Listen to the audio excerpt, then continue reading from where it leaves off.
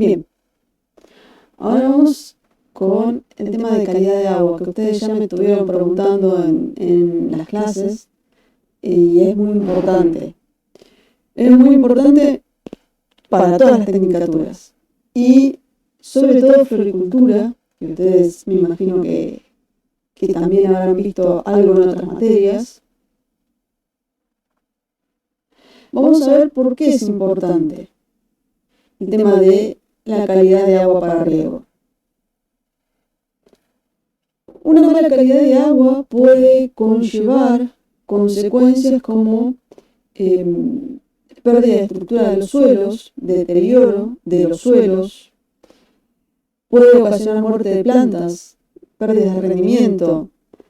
En cuanto al riego, puede ocasionar que se tapen los goteros, por ejemplo, con el sarro, el calcio, el carbonato de calcio. Es muy frecuente que ocurra esto.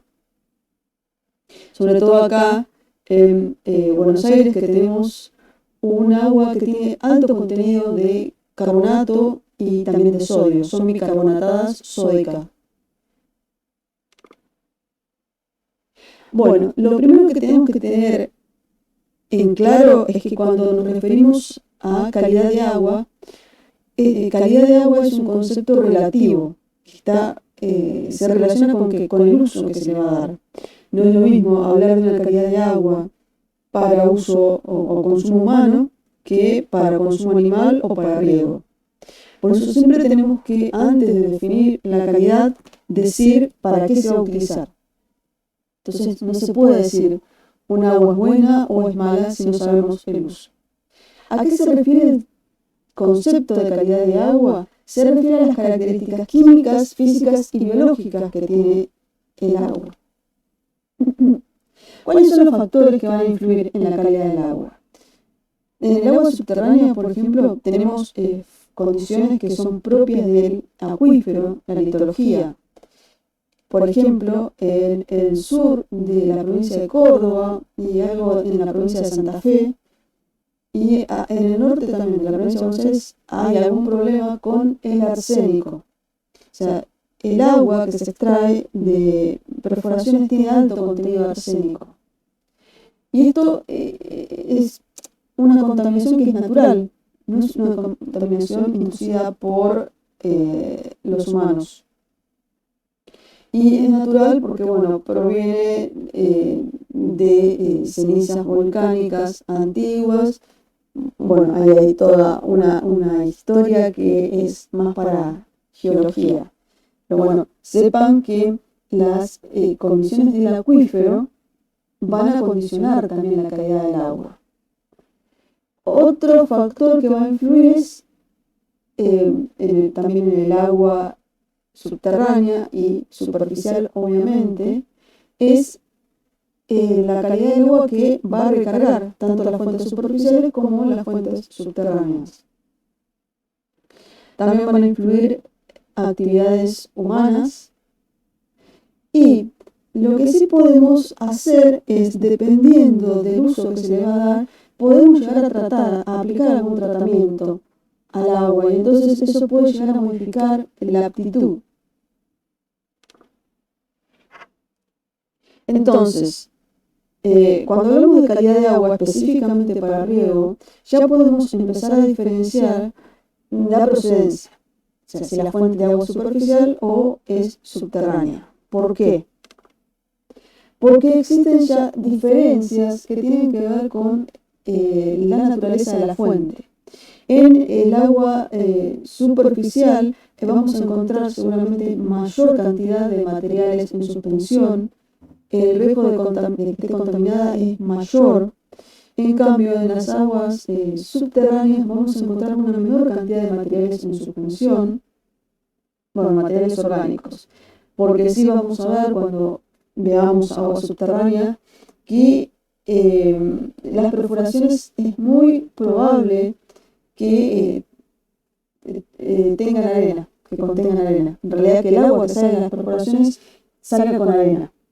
Y esto es debido a que un acuífero, que es el suelo que contiene el agua subterránea, está formado con arena, principalmente, porque si se acuerdan de la clase anterior, la arena tenía una gran proporción de macroporos y estos poros grandes favorecen la circulación del agua. Entonces, cuando hablamos de acuífero o agua subterránea, el agua está contenida en un estrato que es arena.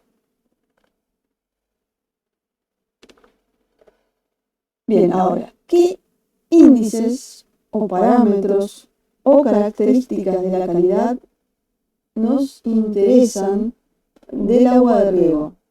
Vamos a hablar primero de lo que es químico. Muy importante tener en cuenta en el agua de riego es el pH. Otro parámetro, el contenido de sales. Y específicamente vamos a hablar de sodio. Acá tenemos el riesgo de acumulación de sodio. Y también es importante el carbonato, la presencia de carbonato. Principalmente por el tema que yo les mencionaba en el goteo, hay problemas importantes porque se pueden tapar los goteos. Y en caso de que tengan este problema de que el sarro les pueda tapar los goteos, lo que van a tener que hacer es cada cierto tiempo, cada 15 días, 20 días aproximadamente, depende de la gravedad del problema, pero van a tener que hacer circular por la tubería de goteo algún líquido que sea de pH bajo, que sea ácido. Se puede utilizar muy bien el vinagre.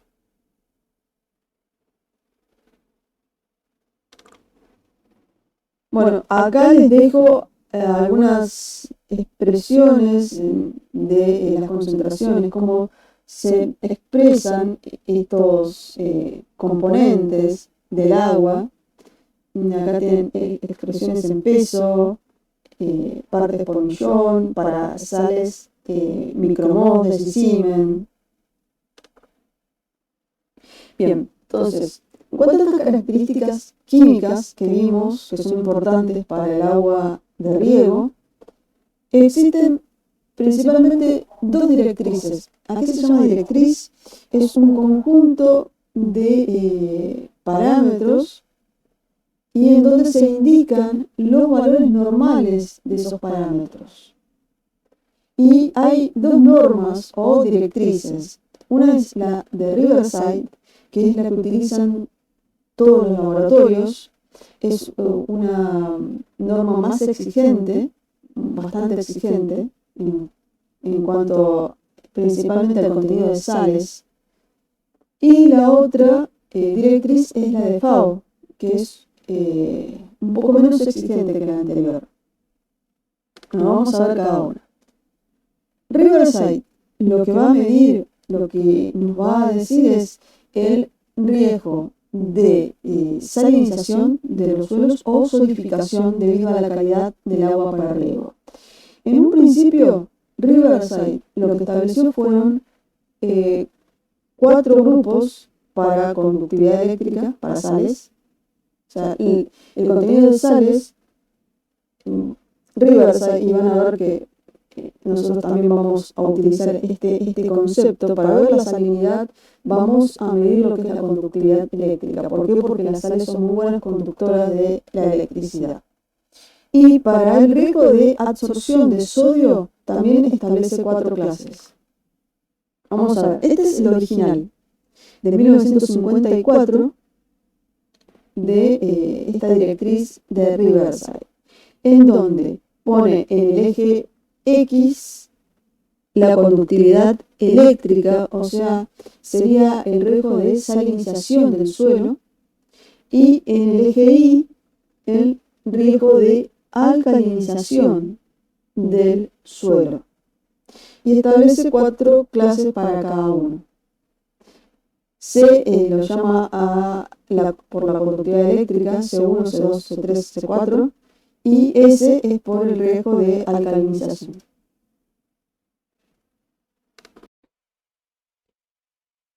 Bien, entonces, decía que estableció 4 categorías para ambos tipos de riesgo.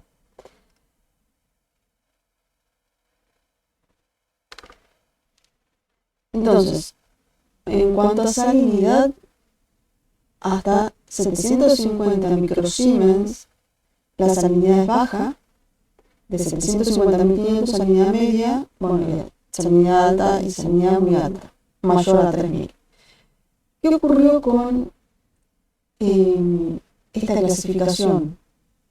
Que varios consultores detectaron que era muy estricta. Es decir, que lo que se decía que era salinidad alta o salinidad media, no afectaba en gran manera a la mayoría de los cultivos, no afectaba mucho a la mayoría de los cultivos. Entonces, ¿qué se decidió hacer? Modificar esta directriz original de Riverside, y entonces se la hizo un poco más blanda, no tan rigurosa.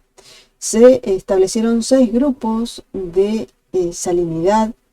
Ahora, de 750 a 2250 ya no se habló de una salinidad alta, sino de una salinidad media. Y entonces podemos distinguir 3 grandes grupos. Yo se los marqué en colores para que vean.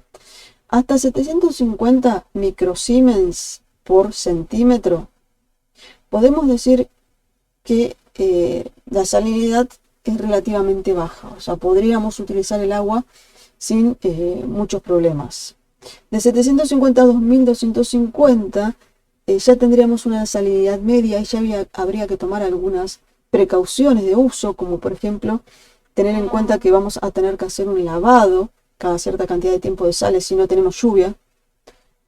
Y ya de 2250 microsiemens sobre centímetros, no se recomienda el uso del agua para riego si no se le hace un tratamiento en donde se eliminen las sales, como por ejemplo puede ser ósmosis inversa. Bueno, y acá lo que tienen es una tabla en donde se explica a qué corresponde cada una de estas 6 categorías. Por ejemplo, C1 tienen agua de baja salinidad y C6 ya sería agua de salinidad excesiva. Y lo mismo para lo que es el riesgo de alcalinización o el RAS, de absorción del sodio. Fíjense que en este sentido, los consultores no modificaron los 4 grupos que había establecido Riverside. Solamente agregaron grupos, modificaron las categorías para la salinidad. Bien, y ahora pasemos, entonces, dejamos la directriz de Riverside y vamos a ver la de FAO. ¿Qué parámetros establece FAO para clasificar la calidad de agua para riego? FAO utiliza 4 parámetros, que son salinidad, igual que Riverside, a través de la conductividad eléctrica, riesgo de alcalinización o pérdida de permeabilidad del suelo a través del RAS. Estos 2 son iguales que Riverside. Y lo que sí agrega es toxicidad de iones específicos. Hay, por ejemplo, el arándano es sensible al exceso de boro y hay otras especies que son sensibles a distintas sustancias. Incorpora también otro grupo de parámetros que se llaman varios, en donde se encuentran el pH, el bicarbonato, el nitrógeno. O sea que es un poco más amplia que la de Riverside. Ahora, ¿cuáles son los grupos que establecen? Vamos a ver lo que tiene que ver con salinidad. Fíjense, en la parte superior está expresado en decisiemens por metro. Y dice que no hay restricciones al riego. Decía, no hay restricciones al riego cuando la conductividad eléctrica es menor a 0.7 decisiemens. Mientras que habría una restricción ligera a moderada de 0.7 a 3 y severo mayor a 3. Vamos a compararlo a ver qué decía Riverside. Ojo, acá las unidades son distintas, o sea que va a haber que buscar la equivalencia. Esto es en decisiemens por metro. Dice que menor a 0.7 no hay ninguna restricción. Riverside dice que menor a, equivaldría, en decisiemens sería 0,75 en este caso. De 0,75, el otro dice 0,7, este es 0,75.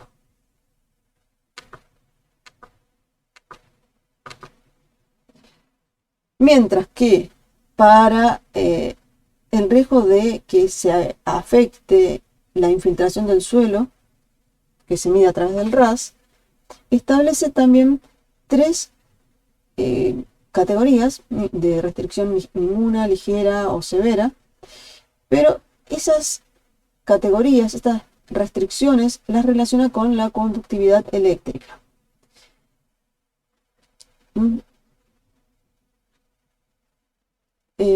Bueno, y además estos dos parámetros son iguales que en Riverside, pero como les dije, agrega toxicidad por algunos iones y otros parámetros como es el pH. Establece un pH normal de 6,5 a 8,4. Bueno, vamos a ver un ejemplo. Este es un análisis de agua que hizo un laboratorio, bueno, Tecnoagro es bastante conocido en lo que es la actividad agrícola. Y bueno, a ver si logro ver. Pero acá hay varios parámetros, pero hacia el final lo importante es que les dice restricciones de uso. Esto está hecho con Riverside. Restricciones de uso, hay restricciones severas. Y si miramos el valor que dio de conductividad eléctrica, que está expresada en micromos sobre centímetros, es de 5.910. Vamos a Riverside. Así se los muestro cómo funciona. 5.910 micromos sobre centímetros. Micromos sobre centímetros son equivalentes a microsiemens sobre centímetros. O sea que acá podemos hacer una lectura directa. Y tenemos un valor que es de 5.910, o sea que estaría acá. Fíjense, en el categoría 5, o sea que la salinidad es muy alta. Por eso desaconsejan el uso de el agua para riego. Y de hecho, este análisis lo hicimos para un sistema de aspersión que había que instalar para una cancha de, creo que era de hockey o de fútbol. Y a raíz de esto, lo que tuvieron que hacer es tratar el agua. Hicieron una planta de tratamiento que en un principio lo habían hecho con algo que estaba desarrollando el INTA, que tenía que ver con las cargas eléctricas. No sé muy bien de qué se trataba, pero bueno, después tuvieron que utilizar equipos de ósmosis inversa para poder utilizar el agua. Esta, aclarar, es agua que venía de una perforación. No sé, en algún lado lo tiene que decir, pero es agua proveniente de una perforación en la zona de Matchweight. Otro parámetro importante y que Riverside no lo menciona, pero FAO sí, es el pH. O sea, ustedes cuando pidan un análisis del agua, fíjense que más allá de lo que les diga Riverside, que es el laboratorio siempre se rige por esta norma, también es importante que ustedes vean el pH. Por ahí no les ponen ninguna restricción en cuanto a pH, pero sí ustedes lo tienen que ver porque saben que el pH va a condicionar la toma de nutrientes por parte, o la disponibilidad de nutrientes para las plantas. Y cuando hablamos de pH, ¿a qué nos referimos? A la cantidad de iones hidrógeno que están presentes en una sustancia. El ion hidrógeno está asociado con una acidez, es decir, que cuanto más bajo sea el pH, o sea, esto es inversa, fíjense, tenemos, cuanto más bajo sea el pH, va a estar indicando que se trata de un compuesto más ácido. Y al revés, cuanto más alto es un compuesto que es más básico. Por ejemplo, el limón tendría un pH muy bajo, la Coca-Cola tiene un pH muy bajo, y por otro lado, la leche, la lavandina tienen pH que son elevados.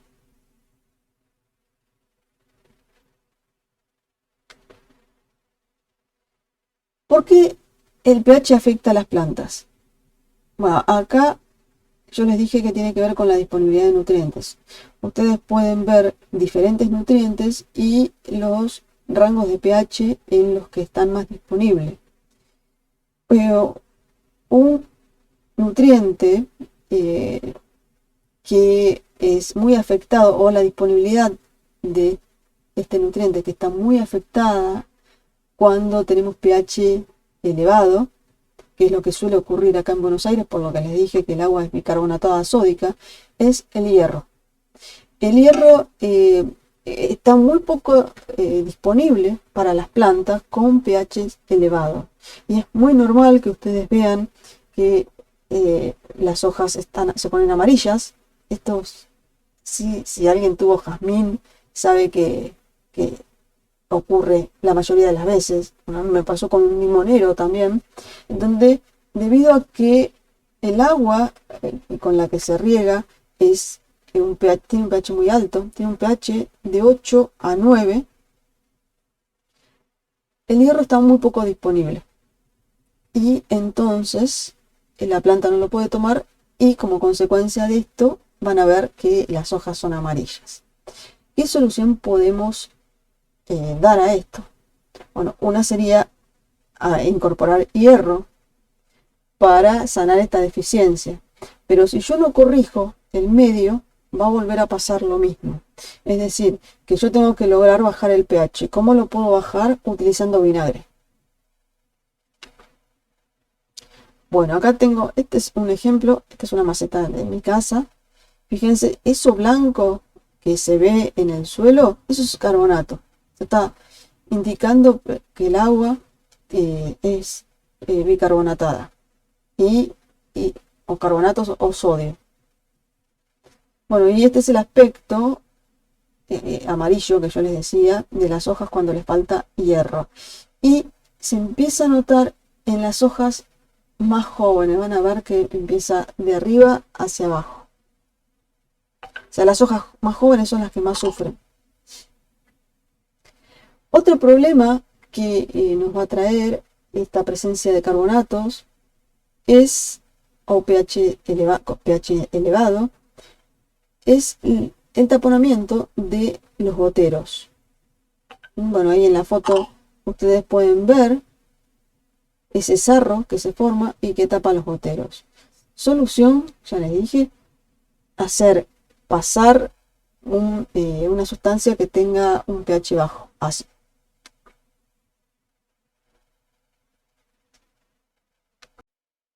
Bien, ahora, ¿cómo se mide o cómo podemos medir el pH del agua? A través de un aparato manual, que es el pHímetro, es ese aparatito que se ve en la foto del amarillo, o se pueden utilizar también unos papeles que varían según el color que tengan cuando se sumergen en agua, es el pH. Son aparatos que ustedes se fijan, no son muy costosos. Yo creo que un pHímetro debe rondar los 1.500, 2.000 pesos. Hay plantas que son indicadoras también de el pH del suelo. El caso típico, el más conocido, es la hortensia, que tiene un color cuando el pH es bajo y otro color cuando el pH es alto. Tiene color azul con suelos ácidos y color rosado con suelos alcalinos. Bueno, ahora dejemos el pH y pasamos a lo que es la salinidad. Y esto para que tengan presente la magnitud nada más. Todas las aguas, aunque sea agua de lluvia, va a contener sales. Lo que se llama agua dulce contiene sales. Lo que pasa es que tienen un bajo contenido de sales. Podríamos decir el agua de mar, que tiene muchas sales, tiene una alta salinidad. El agua de lluvia tiene una baja salinidad, pero tiene sales. Y acá tiene una tabla con algunos valores. Tenemos que el agua de lluvia tiene una salinidad de 0.15 milimos por centímetro, mientras que el agua de mar tiene una concentración, una conductividad eléctrica de 63 milimos por centímetro. ¿Qué es la salinidad o por qué puede variar de un agua a otra? Primero, la sal es un compuesto químico que va a estar formado por cationes, carga positiva, y aniones, carga negativa. El caso más típico es el cloruro de sodio, que es la sal de mesa. Bueno, y acá tenemos los cationes que están presentes en el agua y los aniones que pueden estar presentes. Cationes, calcio, sodio, magnesio, potasio. Y ya los aniones, cloruro, sulfato, bicarbonato y carbonatos. ¿Cuáles son los efectos que tiene la salinidad? Bueno, tiene efectos directos, o sea, por el ion específico, y que tienen que ver con la toxicidad. O con que no crean situaciones de disponibilidad para los nutrientes, para otros nutrientes, o puede limitar, por dicho, la disponibilidad de otros nutrientes. En cuanto a toxicidad, por ejemplo, cuando está la sodicidad, deficiencias de calcio, podemos ver quemaduras en las hojas. También el boro, como les dije, en arándano es tóxico. Y por otro lado tenemos ya lo que son efectos, serían indirectos, ocasionan efectos en cuanto a la retención del agua. Un alto contenido de sales en el suelo lo que va a provocar es que el agua tenga una mayor retención. Esto lo vimos en relación agua-suelo-planta.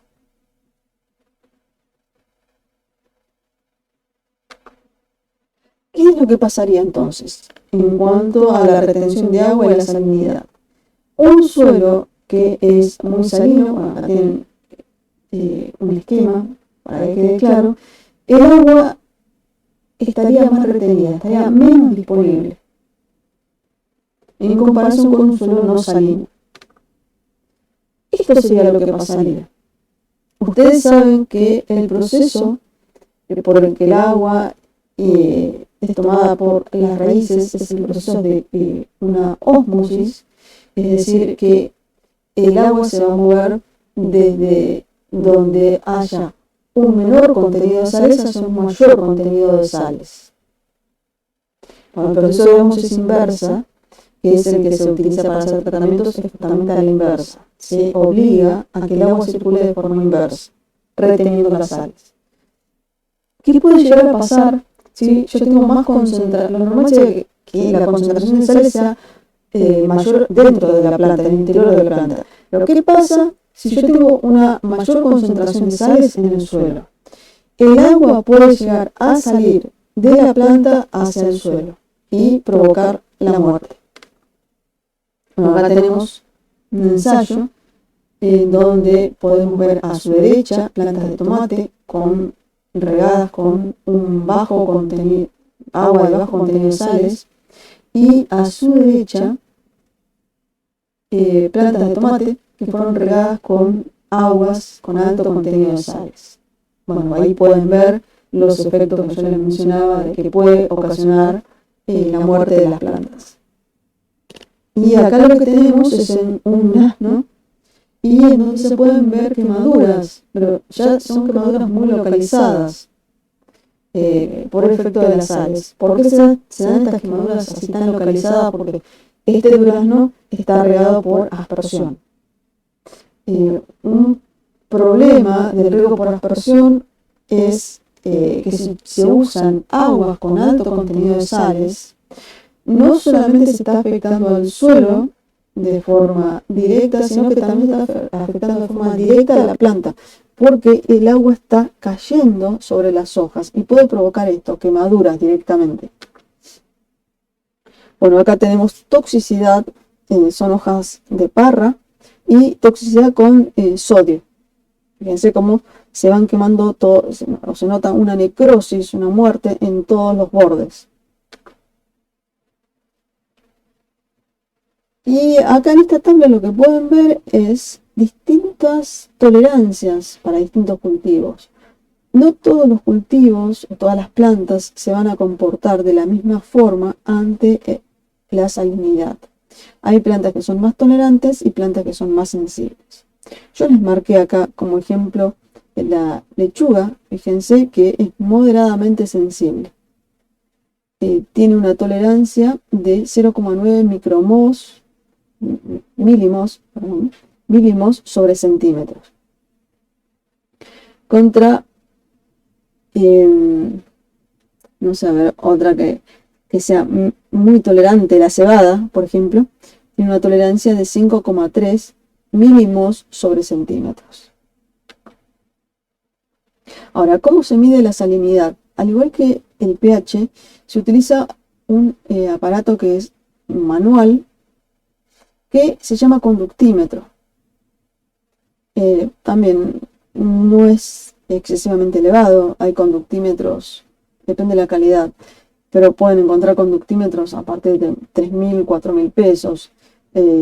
Si hablamos de uno que sea más preciso, estaríamos hablando de alrededor de 20.000 pesos. Bueno, y acá lo que estábamos haciendo es, esto fue este año en la cátedra de horticultura, en donde hicimos el práctico junto con horticultura, pero de riego. Bueno, acá lo que está haciendo Gerardo es midiendo la conductividad en el agua que habíamos obtenido. El agua esta proviene directamente de la red, se está utilizando, así que lo normal sería que tuviera un contenido bajo de sales. Y sí, estaba marcando creo que algo de 372 decisiemens, ya que es una conductividad muy baja.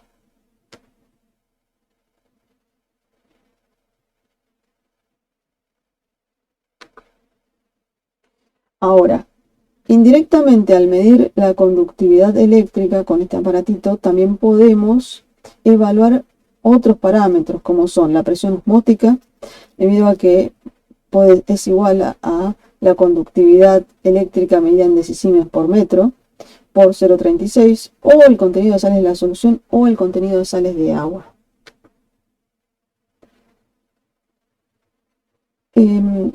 Utilizar agua de alto contenido de sales no solamente repercute, como dijimos al principio, en las plantas, sino que va a tener efectos negativos directamente sobre el suelo. Y para que entiendan la importancia de esto, yo acá les puse algunos datos en donde a nivel mundial la salinización afecta aproximadamente el 8% de la superficie agrícola. Sin embargo, en Argentina, la cantidad de superficie agrícola que está afectada por el alto contenido de sales es del 38%, es muchísimo. Este problema se deriva obviamente en un mal manejo. Yo les mencioné el problema que tiene el riego gravitacional. O sea, una de las provincias más afectadas es Mendoza con este tipo de problemas. Fíjense en la foto, se pueden ver suelos, cómo se ve la sal ya en superficie. El INTA el año pasado, en diciembre, ya elaboró el primer mapa de suelos afectados por excesos de sales. Yo todavía no lo pude ver, pero si les interesa lo pueden buscar. Bueno, y acá hay otras fotos en donde tenemos muestras de lo que son los suelos sódicos. Otra más, esta foto es sacada en Santiago del Estero. Fíjense lo que son esos campos. El alto contenido de sales que se observa en superficie. Y cuando digo sales, acá el problema lo principal es sodio. Como saben, el sodio ¿qué es lo que ocasiona? Es un elemento que es dispersante de la estructura, rompe los microporos. Son suelos que van a aparecer sellados, en donde el agua no puede infiltrar. Ya que vieron la clase anterior de infiltración, bueno, este es un gran problema, o sea, la presencia de sodio para la infiltración. Bueno, y en esta tabla, además de salinización, se agregó superficie que está afectada por problemas de drenaje. En definitiva, en Argentina, de la superficie agrícola, tenemos un 38% afectada por salinidad y un 36% afectada por problemas de drenaje. Bueno, acá tienen las provincias en donde se localizan la mayoría de la superficie.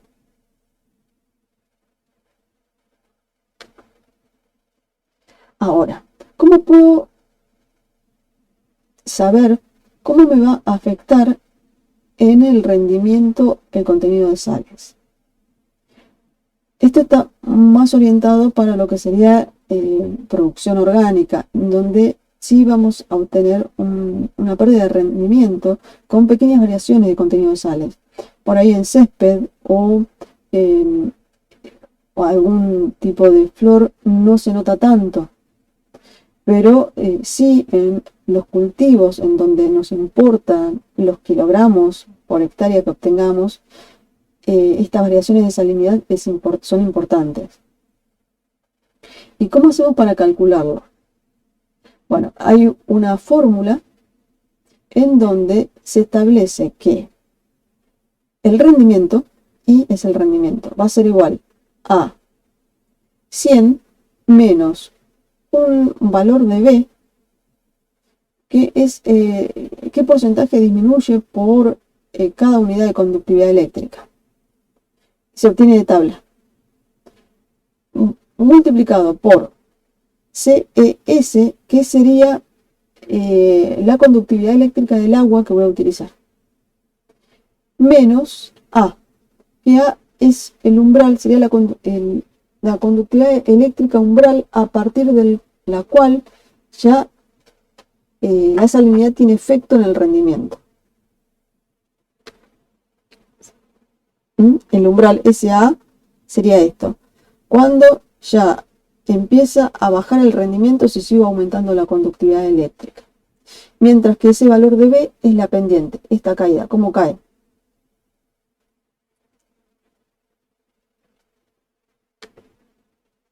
Bueno, y acá tienen distintos valores, hoy que salen de tabla, fíjense. Acá están los valores de A en decisiemens por metro y los valores de B, que están expresados como porcentaje. A ver, vamos a hacer un ejemplo, a ver si queda claro. Lo que se pregunta acá es, ¿cuál será el rendimiento de un cultivo de lechuga si la conductividad eléctrica del agua de riego es de 2,1 decisiemens por metro? Y dice además que el rendimiento en condiciones en donde no hay restricciones de salinidad es de 25.000 kilogramos por hectárea. Bueno, ¿cómo hago este cálculo? Tendría que I va a ser igual a 100 menos B. B lo tengo que buscar por tabla. A ver si justo está la tabla de lechuga, sí. A ver, no sé si se llega a ver el cursor, pero si ustedes ven a donde dice cultivo, en la parte de abajo, van a ver que dice espinaca, lechuga, bueno, y ahí dice B, el valor de B de la lechuga es de 10,18. Ese es el valor que va acá, directamente así en porcentaje como está, 10,18. Por paréntesis, 2,1 es la conductividad eléctrica del agua de riego que voy a utilizar. Y menos A. A es el umbral a partir del cual empieza a caer el rendimiento. Voy a la tabla, otra vez, lechuga, y veo que ese valor de A, el valor límite, es 1,25. Menos 1,25 entonces. ¿Esto qué me dice o qué me da? Me da 91,35%. Es decir, que si yo utilizo agua con esta calidad en el cultivo de lechuga, voy a obtener el 91% del rendimiento máximo posible si no existieran condiciones de salinidad. Es decir, que ya estaría aceptando algo de pérdida. ¿Cuánto sería lo que puedo aspirar a obtener utilizando agua de esta calidad? 22.837 kilogramos por hectárea. En cuanto a calidad del agua, fíjense que esto es de la conductividad del agua es de 2,1 decisimen. Voy a volver para atrás para mostrarles a ver qué dice Riverside con respecto a esto o FAO. Simplemente porque esto quiero que lo aprendan a usar, que sepan cómo ver las tablas o ver estos valores en las tablas. A ver, vamos a ver, más atrás. Ahora primero vamos a ver qué es lo que decía FAO. Ahí estamos ya.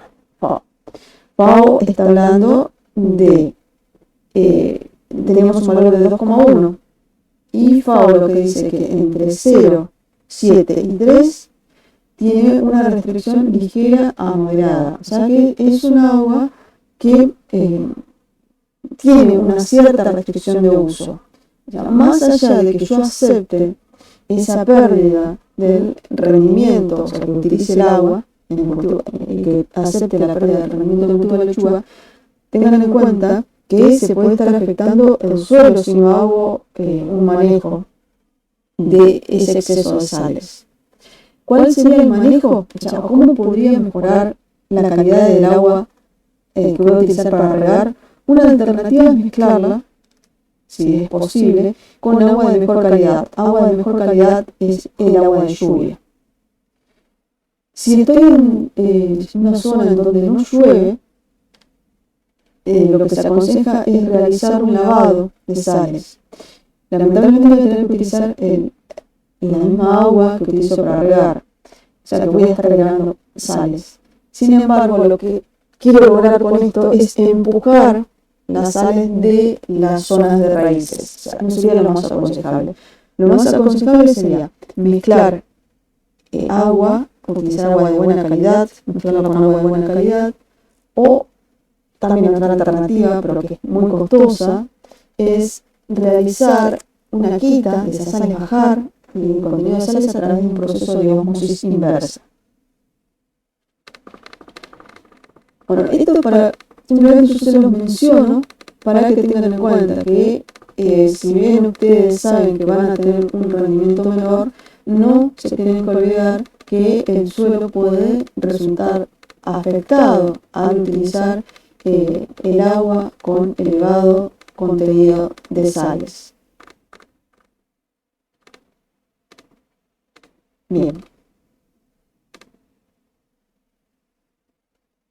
Y acá yo pongo este ejemplo de salinidad para reforzar lo que les dije al principio.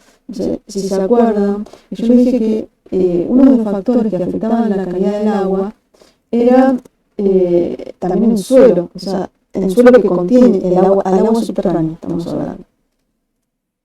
La litología o las características del acuífero. Bueno, y voy a volver al análisis que yo les había dicho que estaba en Matchwit, esto está cerca de la zona de Escobar, en donde teníamos una conductividad eléctrica muy alta, de 5.910. En este caso estaba expresado en micromos. Para tener una referencia, la conductividad del mar sería expresada en micromos de 63.000. Acá estamos hablando de cerca de 6.000. Igual es alta. ¿Qué pasó hace unos años en la zona de Escobar? Específicamente en 1993. Se encontraron restos de una ballena, justamente en Matchwit. Y ya los historiadores habían dicho que en esa zona de Matchwitz y también de San Pedro llegaba el mar. O sea, y esto es coincidente con lo que encontramos al hacer una perforación. Encontramos una alta conductividad en las sales. Esto es para que vean cómo se van relacionando todos los procesos. Y por eso en Buenos Aires existen zonas en donde si ustedes van a trabajar con agua subterránea, sepan que seguramente ya van a tener problemas en cuanto a salinidad. Es decir, que si ustedes van a trabajar a algún lado, antes de decidir hacer una perforación porque no tienen agua, averigüen en la zona si se trata de agua que pueden llegar a tener problemas de salinidad. Porque imagínense que ustedes mandan a construir una perforación y después pasa esto, no van a quedar muy bien parados. Y acá tenemos otros análisis de agua para riego. Esto creo que es un campo que está ubicado en Salta, en donde se midió la calidad, en realidad se midió el pH y la conductividad nada más, para 4 perforaciones. Fíjense los valores de conductividad eléctrica.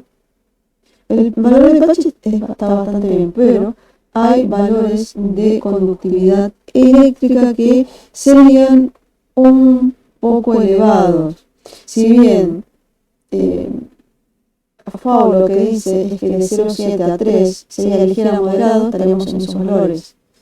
Pero hay una cierta restricción de uso.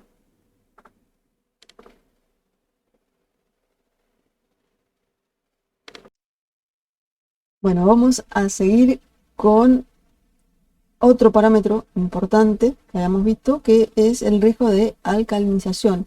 Y esto nos puede afectar lo que es la permeabilidad del suelo o el proceso de infiltración. El RAS, que seguramente ustedes lo vieron en química, no sé si en suelos lo llegaron a ver. ¿Cómo se calcula el RAS? El RAS en realidad es la relación entre el sodio, el calcio y el magnesio. Esto es así porque el sodio es el ion que es como el ion malo, el que perjudica. Y el calcio y el magnesio lo que pueden hacer es desplazarlo del complejo suelo. Es decir, que serían los iones, en este caso buenos, favorables. ¿Y cómo se calcula esta relación? Bueno, tienen que tener en cuenta que tienen que tomar el valor que en general se los van a dar en el laboratorio en miligramos por litro, y eso lo tienen que pasar a 1000 equivalentes por litro, que es el valor que se necesita para utilizar esta relación. Para eso, ¿qué es lo que se hace? Se lo divide por el peso atómico y la valencia. No vamos a entrar en detalles de todos esos cálculos, directamente vamos a ver cómo se usan los datos. Entonces, tenemos que el sodio, de acuerdo, creo que estos son valores, a ver, vuelvo a ver si lo puedo ver atrás. Parece que son los valores de la tabla que habíamos hecho para Matchwitz. Bueno, yo lo veo muy chiquito en pantalla, no lo puedo ver, pero me parece que sale de alguno de esos análisis.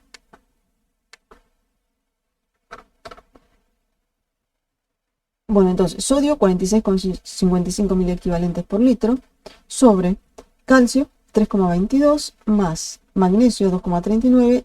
Todo esto va dividido 2 y elevado a la 1 medio o con raíz cuadrada. Y eso me está dando un valor de 27,79. Ese valor lo tendría que comparar con Riverside o con FAO y ver qué es lo que me dice. Acá tienen otro análisis, son todos análisis reales, en donde van a ver que acá tienen el contenido de sodio, calcio y magnesio expresados en miligramos por litro, como les dije. Bueno, acá ya tienen al lado escrito en con lapicera, ya están calculados directamente los 1000 equivalentes por litro, que es lo que ustedes tienen que utilizar en la fórmula de RAS. Entonces, ustedes con estos datos podrían calcular el RAS y determinar si es un agua que puede ocasionar problemas en cuanto a la infiltración o no.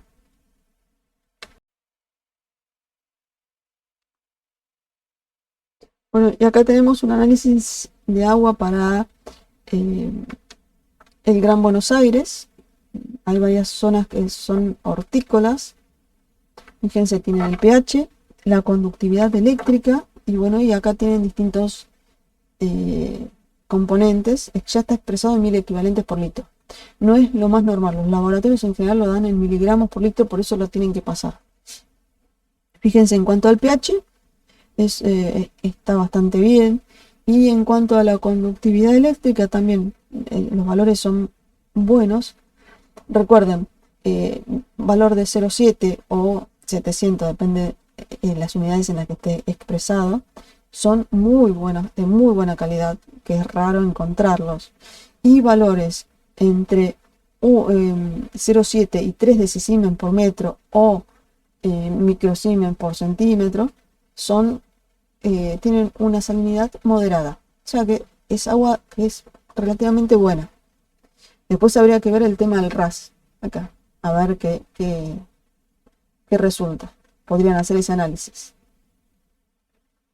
Bueno, esto lo vamos a ver un poco rápido porque no es el objetivo de la clase, pero acá lo que se está midiendo, o cómo puedo medir otra forma de medir el riesgo por el contenido de sodio, es a través de lo que se llama porcentaje de sodio intercambiable.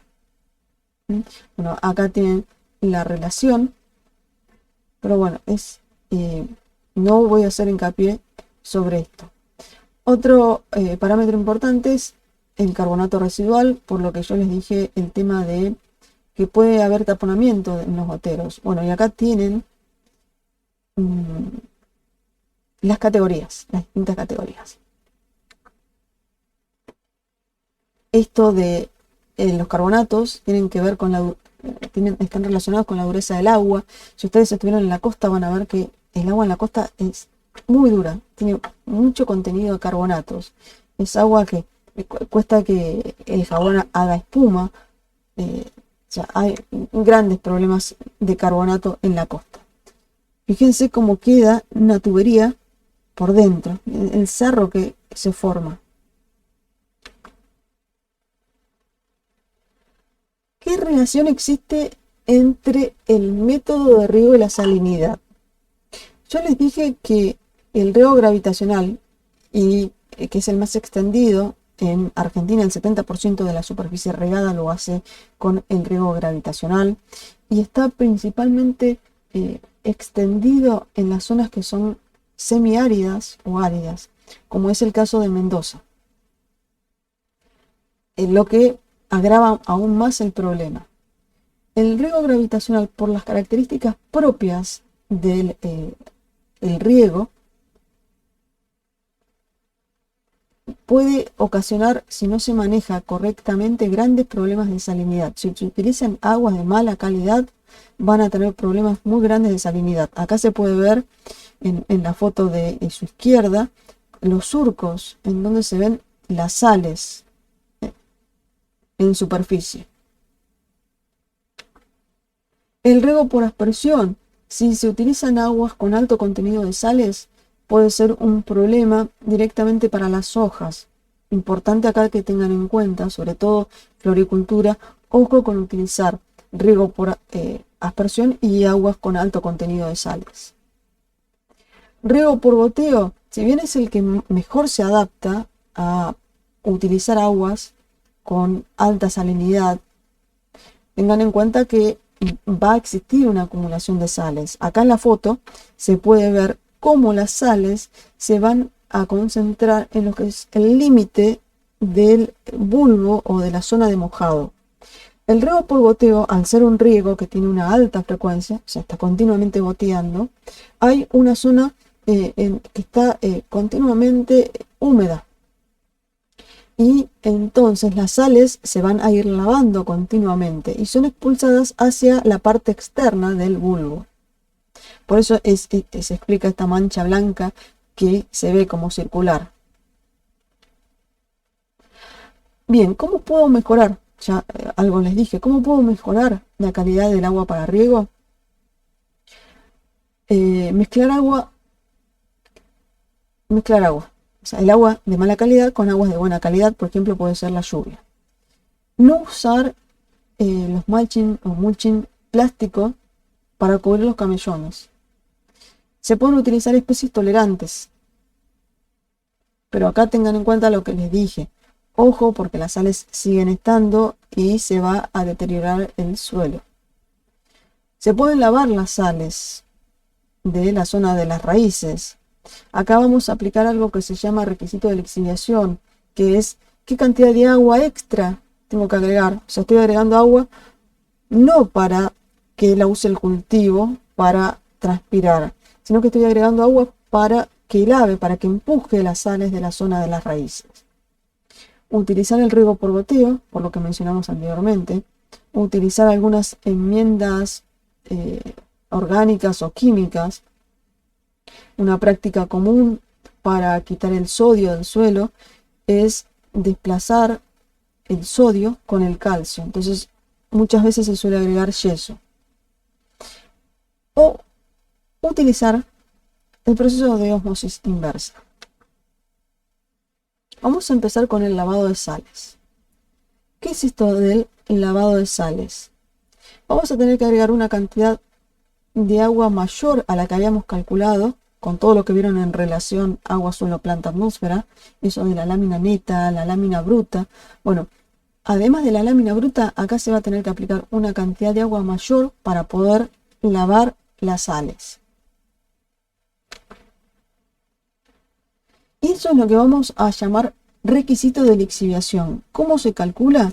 Se calcula relacionando la conductividad eléctrica del agua de riego, es lo que dice acá, SAR, conductividad eléctrica del agua de riego, sobre la conductividad eléctrica que tolera el cultivo, sería la que tendría que tener el agua de drenaje, que para nosotros representa la tolerancia del cultivo, en realidad. ¿Y cómo calculo la lámina que tengo que aplicar para cubrir el requisito de lixiviación? Va a ser igual a la lámina neta sobre 1 menos el requisito de lixiviación. Entonces, requisito de lixiviación va a ser la cantidad mínima de agua de riego que se debe drenar para poder controlar la salinidad al nivel que yo quiero dentro de las zonas de raíces. Mientras que se llama fracción de lavado a la relación entre el volumen de agua que drena en la zona, bajo la zona de las raíces y la que se aporta con el agua de riego. Ahora, existen para los riegos que son de alta frecuencia, como el riego por goteo o el riego por aspersión que tienen una mayor frecuencia, fórmulas especiales para calcular este requisito de lixiviación mínimo. Y en el caso del riego por goteo o aspersión de alta frecuencia va a ser igual a conductividad eléctrica del agua de riego sobre, paréntesis, 2 por la conductividad eléctrica que tolera el cultivo. En este caso, fíjense que dice máximo porque sería la conductividad eléctrica para que el rendimiento no se viera afectado.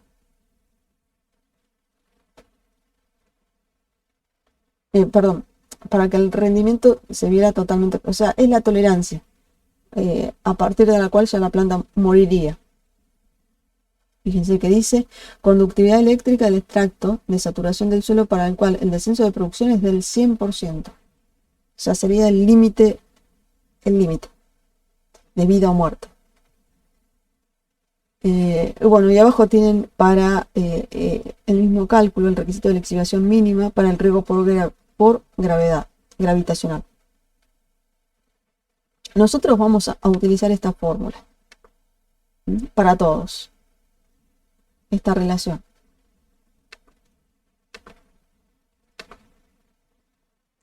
Vamos a ver un ejemplo. Acá tenemos un pasto, el pasto Bermuda, que vamos a poner en una cancha, y el agua de riego tiene una conductividad eléctrica de 3 decisiemens por metro. Recuerden que si vamos a la tabla de FAO, decía que tiene una restricción de ligera a moderada de 0,7 a 3 decisiemens por metro. O sea que acá estamos ahí en el límite. Y el pasto Bermuda tiene una tolerancia a la salinidad muy alta. Los pastos en general tienen tolerancia muy alta si se las compara con cultivos hortícolas, por ejemplo. Tiene una tolerancia de 8 decisiemens por metro. ¿Cuál será en este caso el requisito de lixiviación?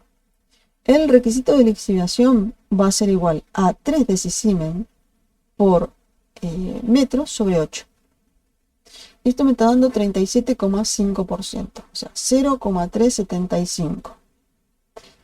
De acuerdo a esto, si mi lámina neta calculada, recuerden cómo calculábamos la lámina neta en la clase de relación agua-suelo-planta, me da 25, la lámina que yo tendría que aplicar para cubrir el requisito de lixiviación es de 40 milímetros. Si estoy trabajando con riego gravitacional, en donde la mayor parte del agua se pierde por percolación, o sea, ya se está haciendo indirectamente un lavado de sales, yo voy a tomar la mayor lámina de las dos, o sea, la lámina para el requisito de lixiviación o la lámina bruta de reposición. Esta metodología de elección o de cuál lámina elijo, si la lámina para el requisito de lixiviación o la lámina bruta de reposición, hay algunos investigadores, algunos autores, algunos productores que lo que hacen directamente es tomar la mayor, o la lámina para el requisito de lixiviación o la lámina bruta de reposición, independientemente del método de riego. Yo les aclaro esto del riego gravitacional porque es en donde la pérdida se produce efectivamente por percolación, en donde se está haciendo un lavado de sales. Ojo cuando trabajen con goteo o con aspersión, porque puede ser que la ineficiencia que ustedes tengan en el sistema, en el método, no se deba a una percolación, sino por ejemplo a una evaporación o deriva por el viento. Entonces, en ese caso, lo que hacen muchos productores por ahí es agregar este requisito de lixiviación a la lámina bruta de reposición.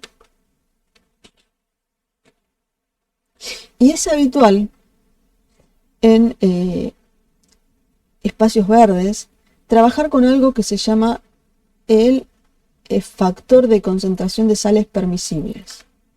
¿Qué es esto? Es la relación que existe entre el umbral de tolerancia del cultivo y el agua de riego.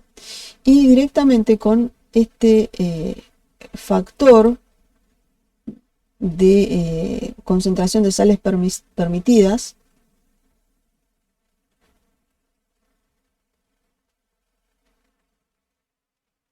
podemos hacer el cálculo de la lámina bruta. Les decía que calculamos entonces el factor de concentración de sales permisibles. Si eso lo dividimos por 100, vamos a obtener lo que es FL, que está acá, la fracción de lavado. Y entonces podemos calcular la lámina bruta como lámina neta de reposición sobre eficiencia de aplicación, eso ya lo vieron, por 1 menos esta fracción de lavado. Es otra forma, y les digo, esto se utiliza bastante en espacios verdes. Si quieren hacer el cálculo para el ejemplo anterior, a ver cuánto les queda. Otra opción de manejo que tienen cuando les toca trabajar con agua de mala calidad o de alto contenido de sales mala calidad para riego. Recuerden que la calificación de mala o buena tiene que ver con el uso. Es utilizar especies tolerantes. Acá, los pastos, el pasto bermuda, tiene una alta tolerancia a la salinidad. Bueno, acá tienen, no sé si me van a llegar a ver bien, pero a su derecha tienen plantas de caquis, que están injertadas sobre distintos pies.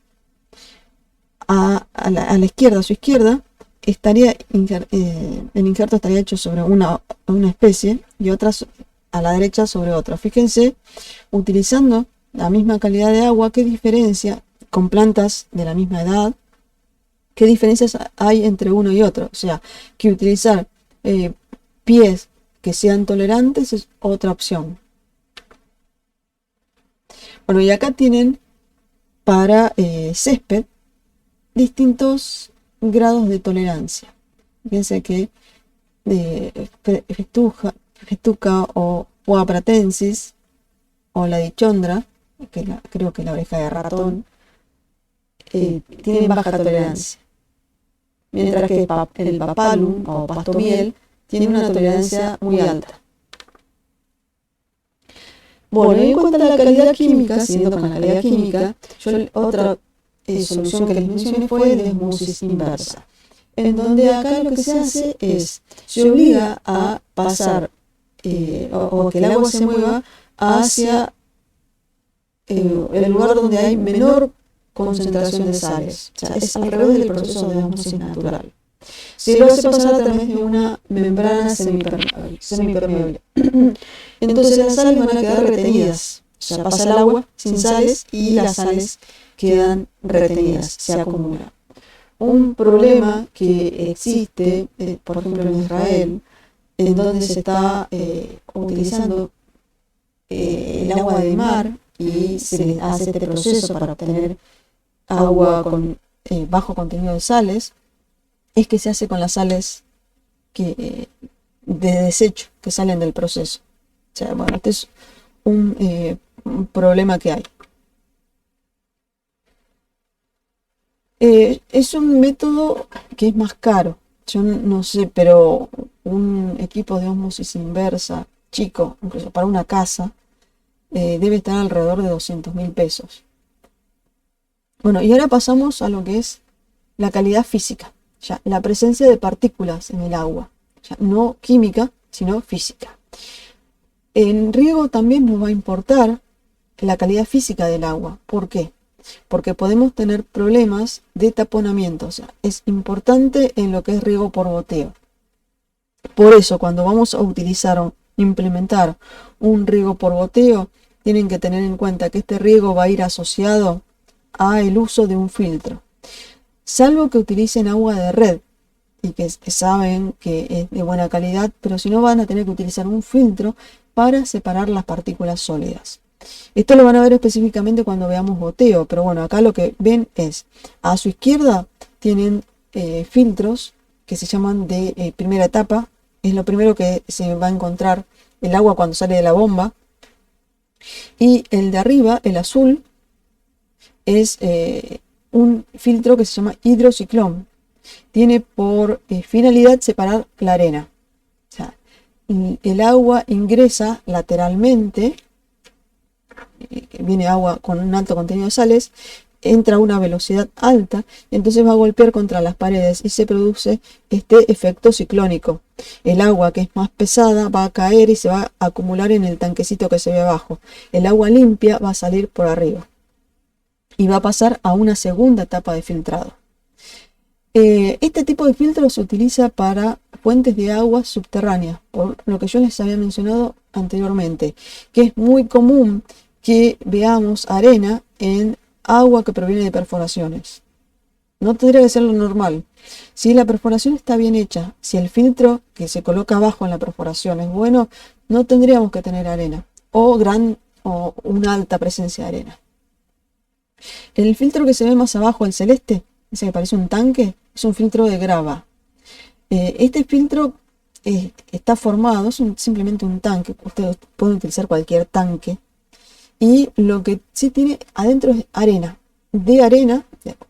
o grava, o sea, va desde las partículas más finas a las partículas, no, perdón, de las partículas más gruesas a las partículas más finas. Y el agua lo que va a ir haciendo es atravesando los distintos espesores. Ya que acá el agua sucia entra por arriba y el agua limpia saldría por abajo. ¿Para qué se utiliza este tipo de filtro? Para filtrar sobre todo materia orgánica o contaminantes orgánicos. Por ejemplo, es muy común en los tanques australianos o en los que llaman tajamares o presas que encontremos este tipo de materia orgánica. Entonces, este filtro de grava está asociado a fuente de agua superficial. El agua limpia, así, sin las partículas más grandes, ya sean orgánicas o inorgánicas, debe pasar a una segunda etapa de filtrado en donde el agua se va a encontrar con filtros que se llaman de anillo o de malla, que es lo que tienen ustedes a su derecha. No entro más en detalle, pues esto lo van a ver en goteo. Pero esos filtros de anillo o de malla lo que van a filtrar son las partículas muy chiquitas, esas partículas de limo, por ejemplo. Bueno, esta foto esto pasó en un campo Entre Ríos. Esta foto es de 2020 y no sé si llegan a ver, pero acá se ve la arena que sale de la perforación. Bueno, acá lo que pasó es que hubo que poner de urgencia un filtro hidrociclón, porque esto es para riego por goteo y si no iba a romper todos los goteros. Esto suele hacerse sobre todo cuando se toma agua del río Bermejo. El río Bermejo es un río que está en una zona joven, geológicamente joven. Entonces todavía sigue habiendo una importante erosión del suelo, un arrastre de partículas. Entonces, a la entrada de los campos se suele hacer esto que se llama desarenador. ¿Cuál es el objetivo? Es que el agua que ingresa desde la fuente superficial, en este caso río Bermejo, antes de ingresar a el lugar donde está la bomba que va a bombearla, en este caso es para riego por goteo, un cultivo de cítricos, todos los sedimentos que trae el suelo decanten. Eso es el objetivo del desarenador, o sea, que haya una decantación del sedimento. Les digo, se utiliza para casos de fuentes de agua superficial que tengan un alto contenido de sedimentos. Bueno, y por último acá lo que les voy a dejar es una serie de recomendaciones. Si ustedes tienen que tomar una muestra de agua para llevar a analizar, un buen lugar para enviar o traer llevar una muestra de agua es el Centro de Estudios Transdisciplinarios de Agua, que está en veterinaria. Z serían las siglas. Si ustedes preguntan por el Z, ahí hacen análisis de agua y yo encontré que es el lugar donde está más barato.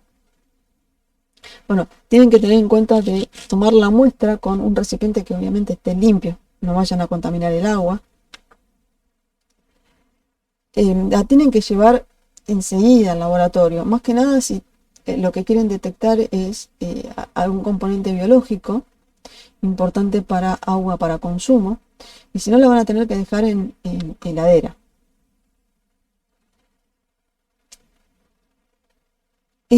Cuando van a tomar agua de una perforación, dejen salir 5 o 10 minutos el agua antes. ¿Por qué? Porque puede haber basura que esté en la canilla y entonces afecte la medición. Bueno, acá en ríos y embalses, tomar varias muestras en varios puntos representativos. Bueno, y eso es todo. Así que nos estamos viendo en la próxima clase, que va a ser presencial, creo que es de hidráulica.